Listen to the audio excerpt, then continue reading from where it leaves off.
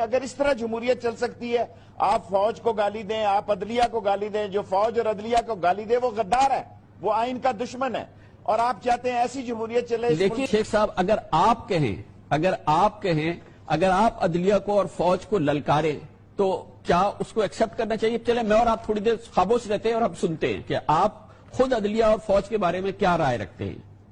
فوج جو ہے وہ اعتکاف میں بیٹھی ہے اور عدلیہ جو ہے وہ حجاب میں بیٹھی ہے۔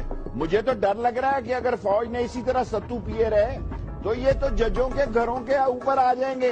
فوج کے لیے بھی آخری موقع ہے، لاسٹ اینڈ فائنل سینٹنس، فوج کے لیے آخری موقع ہے، بچا لیں اس پاکستان کو۔ پاک فوج کو بھی کہنا چاہتا ہوں، عدلیہ کو بھی کہنا چاہتا ہوں، اگر آپ نے ستو پی لیے ہیں نا تو قوم نے ستو نہیں پیے ہوئے۔ فوج نے کتنا صبر کرنا ہے، کتنے ستو پینے ہیں، کتنا انہوں نے اپنے اوپر صبر کو مسلط کرنا ہے، یہ فوج کا فیصلہ ہے۔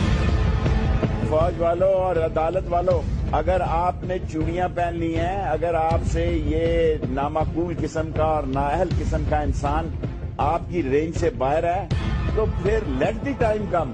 الٹیمیٹلی آپ کی تباہی اور بربادی کا نشان جو ہوگا وہ نواز شریف ہوگا۔ فوج نے چوڑیاں پہن لی ہیں، فوج نے ستو پی لیا ہے، عدلیہ نے حجاب کر لیا ہے، سر یہ توہین نہیں ہے کیا؟